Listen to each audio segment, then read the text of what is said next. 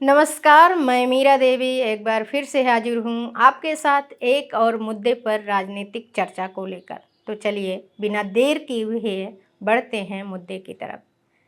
जिस मुद्दे पर मैं बात करने जा रही हूँ वह पहलगाम आतंकी हमले जैसा हाईलाइटेड नहीं है, ना ही इसे लेकर देश भर में बहस छिड़ी है, जबकि यह भी इंसानियत पर हमला है और वह भी एक धार्मिक नगरी से।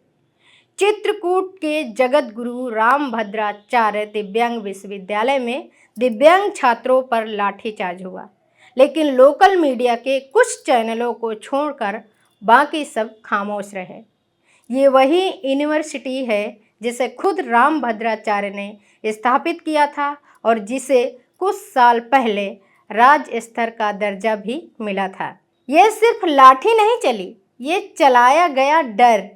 ये सिर्फ हमला नहीं था दिव्यांग छात्रों पर, यह हमला था सवाल उठाने के हक पर और उन आवाज़ों पर जो बिना बोले भी बहुत कुछ कहे जाती हैं।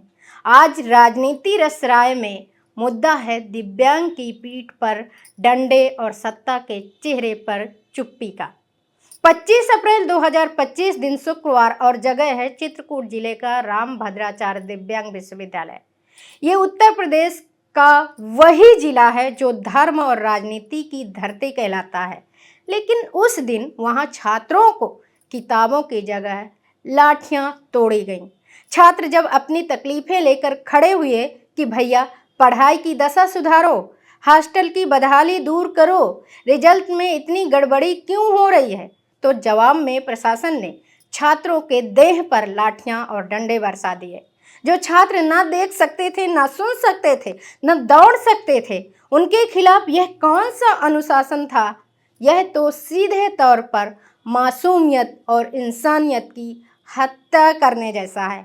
छात्रों के कैमरे की आंख से कैद हुआ यह वीडियो गवाही देता है कि गेट खुलते ही लाठी डंडों से लैस करीब आधा दर्जन लोग ऐसे निकले जैसे पहले से ही उनका कोई प्लान रहा हो। साथियों, इस विश्वविद्यालय को 2023 में बड़ा दर्जा मिला था। योगी आदित्यनाथ सरकार की योग आदित्यनाथ कैबिनेट ने इसे राज्य विश्वविद्यालय बना दिया था। जून 2023 में दैनिक जागरण में रिपोर्ट भी छपी थी कि मुख्यमंत्री कैबिनेट ने इसका प्रस्ताव पास कर दिया और फिर अक्टूबर 2023 में कुलपति जगत गुरु रामभद्राचार्य, जो पूर्व कुलपति रहे हैं, उन्होंने सरकार के साथ समझौता मतलब MOU भी साइन किया। प्रभु श्री राम की पावन तपोभूमि चित्रकूट में भी जगत गुरु दिव्यांग विश्वविद्यालय को राज्य विश्वविद्यालय के रूप में मान्यता दी जा चुकी है और वहां पर भी हम इस कार्रवाई को, यानी उत्तर प्रदेश पहला राज्य है जहां दिव्यांग जनों के लिए एक नहीं दो विश्वविद्यालय हैं और देश का एक पहला राज्य है। घटना के 5 दिन बीत चुके हैं, ना कुलपति बोले हैं, ना राज्य सरकार, ना कोई FIR का अता पता, ना किसी जिम्मेदार चेहरे पर चिंता। जो छात्र घायल हुए वो अस्पताल के बिस्तरों पर कराहते रहे। क्या दिव्यांग छात्रों को पीटना इतनी मामूली अपराध है कि सत्ता उसकी अनदेखी कर दे? कहाँ गया बाल संरक्षण आयोग, कहाँ गया मानवाधिकार आयोग और वो संगठन जो हर तीसरे दिन ट्वीट में न्याय की बात करता है? क्या उनकी न्याय की नज़र दिव्यांगों पर नहीं पड़ती, या सच ये है कि जब सवाल कमज़ोर जुबान से आता है तो सत्ता को सुनाई नहीं देता है? अब देखिए, हर मुद्दे की तरह इस मुद्दे को राजनीति की तरफ ढकेलना शुरू कर दिया गया है। मानती हूँ कि राजनीतिक हरकत से कार्रवाई का दबाव बनने की संभावना बढ़ जाती है, लेकिन असल कार्रवाई नहीं होती। अब अखिल भारतीय छात्र संघ और राष्ट्रीय दिव्यांग पार्टी ने मोर्चा खोल दिया। लखनऊ, प्रयागराज, कानपुर जैसे जगह जगह धरने पर लोग बैठ गए। लोग ये कहते हुए नजर आ रहे हैं कि अगर पढ़ने का हक भी डंडे से मिलेगा तो हमें भी जेल भेज दो।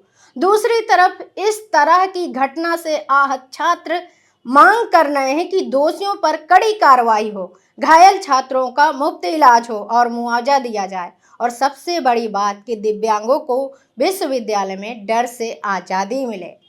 अब राजनीति रस राय का ये एपिसोड पूछ रहा है कि क्या चुप रहना दिव्यांगता की शर्त बन चुकी है? क्या सरकार सिर्फ दिखावे की शिक्षा चाहती है और सवाल करने वालों से डरती है? किस आदेश पर लाठी चली और क्या कोई क्लर्क, वार्डन, सुरक्षा अधिकारी या कुलपति इसकी जिम्मेदारी लेगा? क्या ये वही भारत है जहां संविधान ने बोलने का अधिकार दिया लेकिन विश्वविद्यालय ने उसे लाठी में बदल दिया?